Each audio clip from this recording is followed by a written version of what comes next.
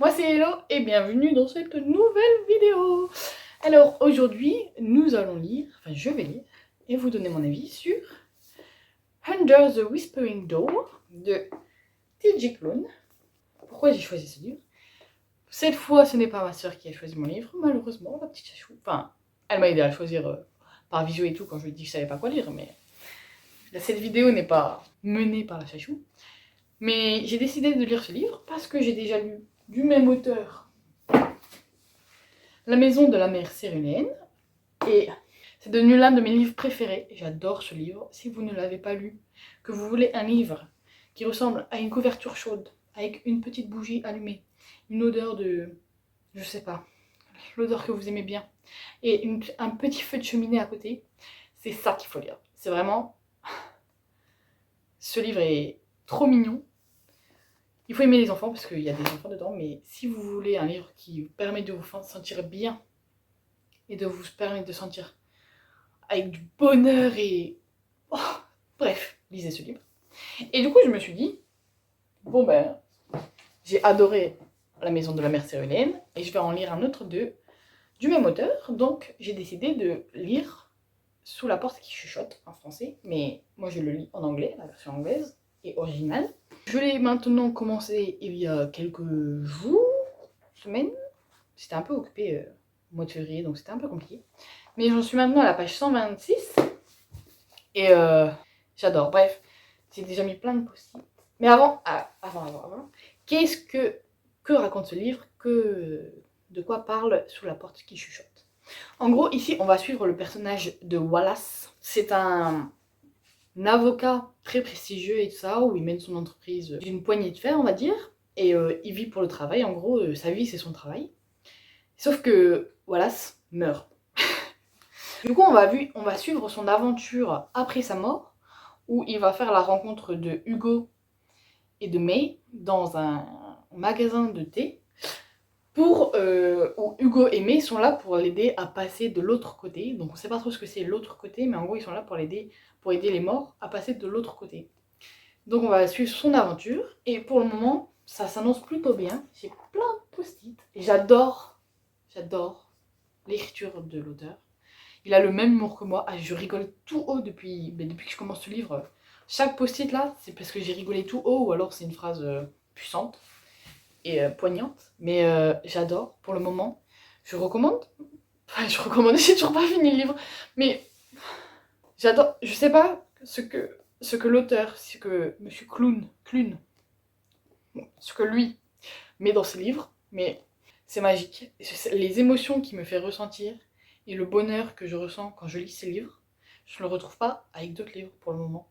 Enfin, j'ai pas retrouvé la même sensation que La maison de la mère Céruléenne autre part. C'est pour ça que j'ai décidé de lire ce livre, parce que j'avais envie de retrouver un peu ce sentiment et ce sentiment. Voilà. Pour le moment, je suis ravie de ma lecture, mais on verra bien par la suite.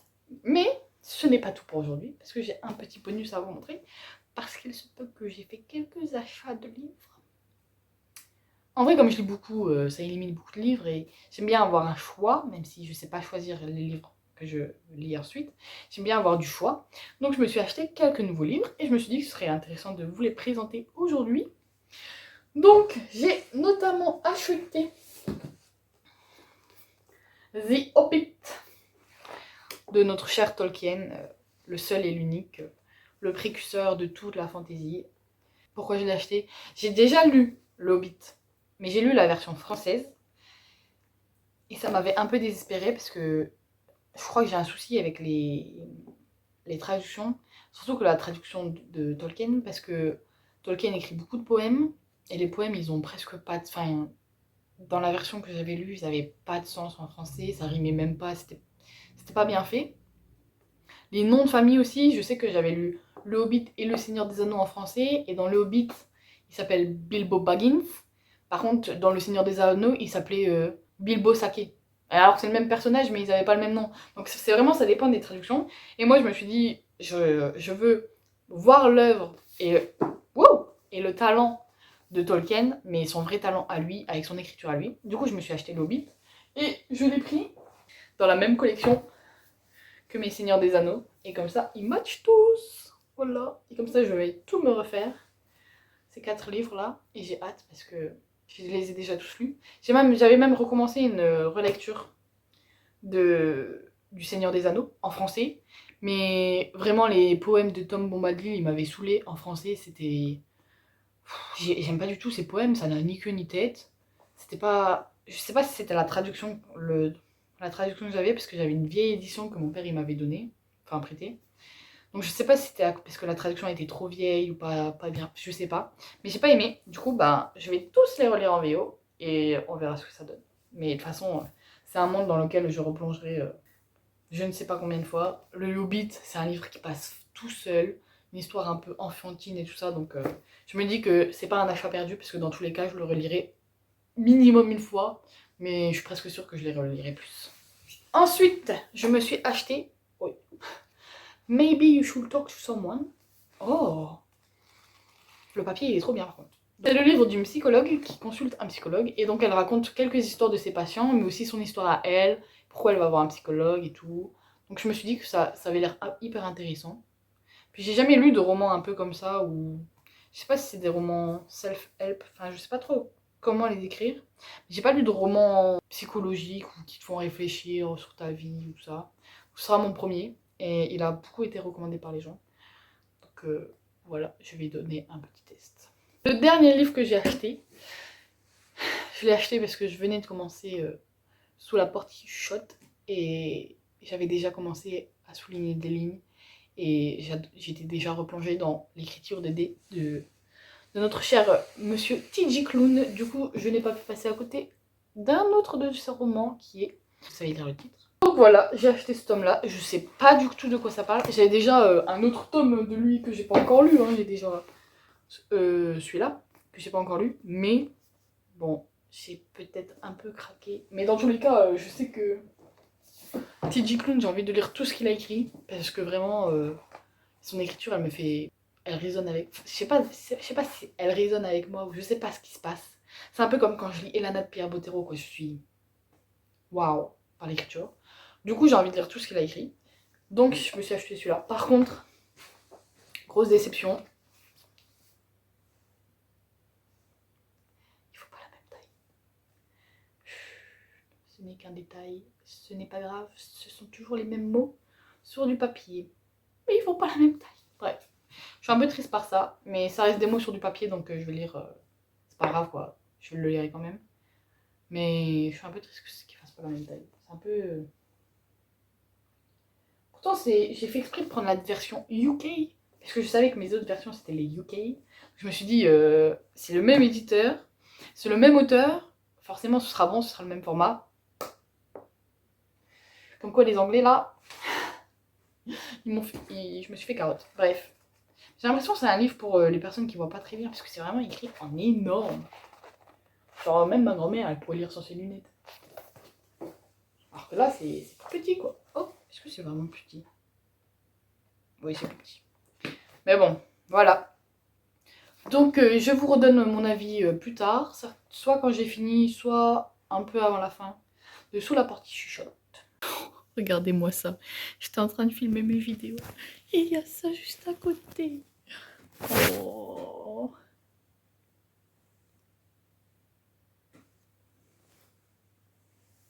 Bonne nuit, Nita. Je suis en train de faire une petite crise d'allergie. Donc, si je parle doucement ou que mon nez vous paraît un peu pris, c'est normal. Et je m'en excuse, mais je ne peux pas me battre contre mes allergies. Bon, hier soir, j'ai fini Sous la porte qui chuchote de notre cher T.J. Klune. Je sais même pas comment parler de ce livre en lui faisant justice parce que mon niveau d'appréciation de ce livre est incroyable. En gros, T.J. Klune, je sais pas si je l'ai dit, mais il a écrit il a aussi écrit La maison de la mère céruléenne que j'ai lu l'année dernière, vers la même époque de l'année dernière, et que j'ai adoré. J'ai tellement adoré que, pareil, je l'avais annoté et tout ça, que ça a donné envie à ma mère de prendre le livre en français et de le lire. Et elle a tellement adoré qu'elle aussi, elle a acheté le livre Sous la porte qui chuchote. Et donc, elle l'avait commencé il y a un petit moment, et elle s'était arrêtée au tout début du livre. Et elle m'avait dit, bah Héloïse, faut que tu lises sous la partie chuchote, parce que moi je l'ai commencé, et c'est pas aussi bien que que la maison de la mère surélienne, donc je me suis arrêtée et j'ai pas envie de le continuer. Donc il faut que tu le lises pour me donner envie de le continuer. Donc, j'ai pris ce livre il y a maintenant 2 semaines, plus de 2 semaines même. C'est une pépite. J'ai pas mis 2 semaines à le lire parce que c'était long, ou parce que je m'ennuyais, ou parce que j'avais des choses à faire. Oui, j'étais assez occupée, mais j'ai pas mis tout ce temps à le lire pour ça. J'ai mis tout ce temps à le lire parce que j'étais là. Oh, compagnie. Oh, pas compagnie. Parce que j'étais là. J'appréciais chaque phrase, je prenais mon temps, je voulais rester avec les personnages, je voulais pas quitter ce monde, je voulais être avec eux tout le temps, et je voulais pas que ça se finisse, mais je voulais connaître la fin. C'était très bizarre comme sensation, mais je voulais vraiment pas que ça finisse, mais je voulais lire pour être avec eux, enfin c'était... Mais du coup j'ai savouré ma lecture, j'ai même pris le temps de la noter et tout ça, et du coup je l'ai lu pendant 2 semaines, et moi franchement du début à la fin du livre, ce livre a été une pépite. J'ai commencé ce livre et j'ai dit à ma mère, comment ça tu n'aimes pas ce livre? Ce livre est incroyable. Donc ça l'a remotivée à lire et en gros on l'a lu un peu en même temps, ce qui était assez drôle. En vrai, il faut que je vous donne mes notes pour pouvoir vous expliquer le livre et pour que vous puissiez comprendre mon ressenti parce que j'arrive pas à faire justice à ce livre tellement il est trop bien. J'adore ce livre. Il fait partie de mes livres favoris maintenant, c'est sûr, dans mon top 3 je crois. Je suis tellement triste de l'avoir fini.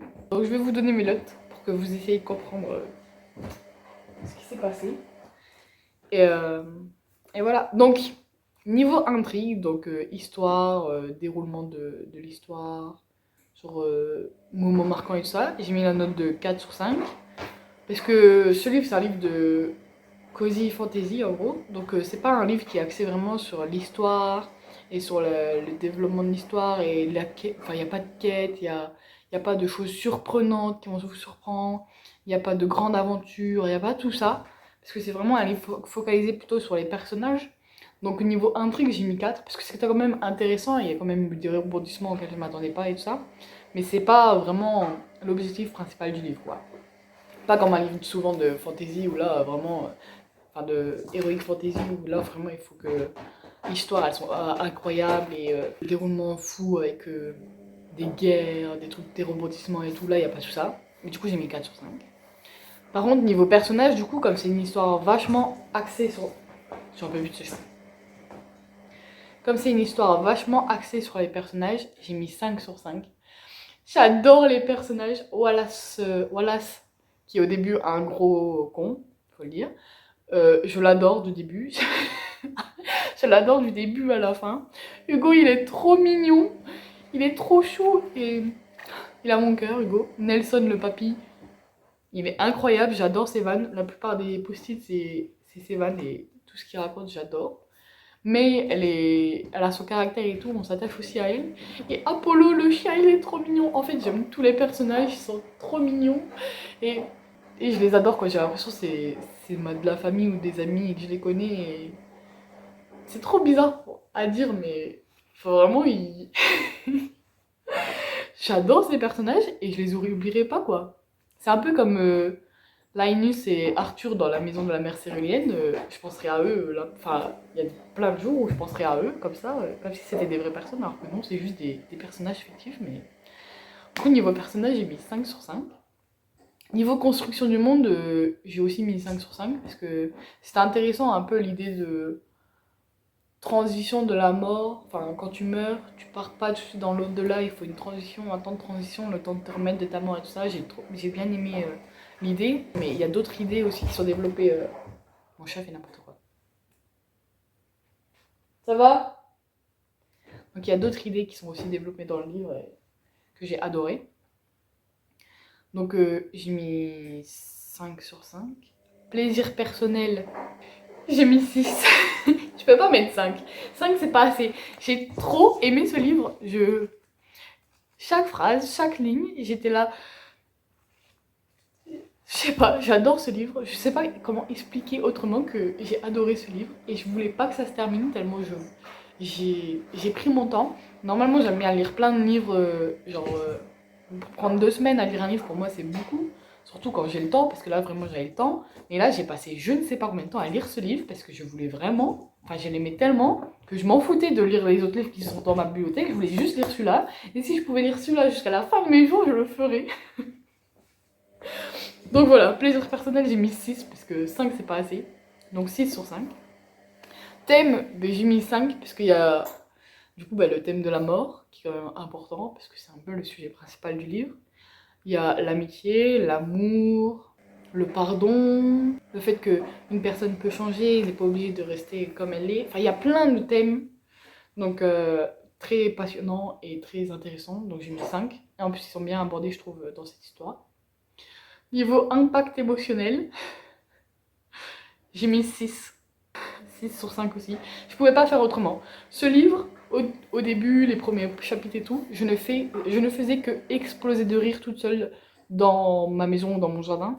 Même au moment où j'étais en train de lire dans mon jardin, il y a mon voisin qui est passé et il m'a pris pour une folle parce que j'étais toute seule dans mon jardin, en train de rigoler. Il s'est dit non mais qu'est-ce qui lui arrive cette folle là? Vraiment j'ai explosé de rire toute seule, avec la plupart des post-it c'est des trucs où j'ai explosé de rire. Ou alors je ressentais que du bonheur quand les personnages étaient ensemble et ils étaient trop mignons et tout. Ou alors j'ai beaucoup pleuré aussi à la fin, genre surtout les derniers chapitres, j'ai fait que pleurer. J'ai plus pleuré à ce livre que pour des livres sur les guerres 39-45 ou les guerres mondiales où tout le monde meurt et c'est hyper triste. Et enfin le contexte est triste. Et là le contexte n'est pas si triste. Enfin, et j'ai plus pleuré que pour les romans comme ça. Genre vraiment c'était... Ce livre m'a touchée.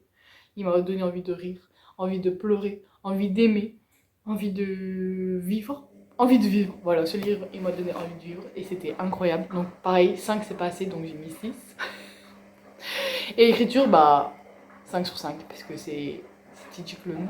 Et je crois que je vais lire tous les livres qu'il a écrits. Sauf le tome 2 de La Maison de la Mère Cyrulienne parce que j'ai tellement aimé ce livre que je veux pas que le tome 2 gâche ça. Mais la plupart des romans qu'il aura écrits, je vais les lire. D'ailleurs, comme vous l'aurez vu juste avant, bah, j'en ai racheté un. Mais en même temps, comment ne pas en racheter alors que j'ai lu 2 livres de cet auteur et ces 2 pépites, ils sont tous les 2 dans mon top 3 maintenant de livres favoris, donc forcément j'ai envie de lire tout ce qu'il a écrit. Et son écriture, franchement, elle est... Je sais pas comment dire, mais elle résonne avec moi. Genre vraiment, j'adore. Juste, j'adore. Et j'ai passé un trop bon moment. Et je recommande ce livre à tout le monde. Après, ça parle quand même de la mort, donc faut quand même être prêt à pleurer et tout ça, donc et à se poser des questions sur la vie et quel est le sens de la vie et tout ça. Du coup, bah, note totale, ça fait un 5,25 sur 5, arrondi au 0,25 près, quoi. Je sais pas quoi vous dire d'autre. J'ai juste adoré ce livre. Je peux pas vous lire des phrases parce que c'est du coup, je l'ai lu en anglais. Mon accent en anglais est vraiment terrible et puis ça rendrait pas juste ce livre, quoi. Mais j'adore ce livre et je penserai à Wallace et à Hugo et à Apollo et à Nelson et à May souvent dans ma vie alors que ça n'aura aucun rapport, genre juste ils seront avec moi tout le temps. Et je relirai ce livre à un moment ou un autre, c'est sûr. Et je prendrai autant de temps à le lire, plus du double du temps nécessaire à lire un livre de cette taille-là, mais je passerai un tellement bon moment que je m'en ficherai. Et je suis triste parce que peu importe le livre que je vais choisir ensuite, là je vais encore choisir mon prochain livre, mais peu importe le livre que je vais choisir, il va me paraître tellement nul à côté. Ça va être horrible. Je voulais rester avec eux et limite j'ai envie de le relire tout de suite là. Je veux juste pas quitter ce monde.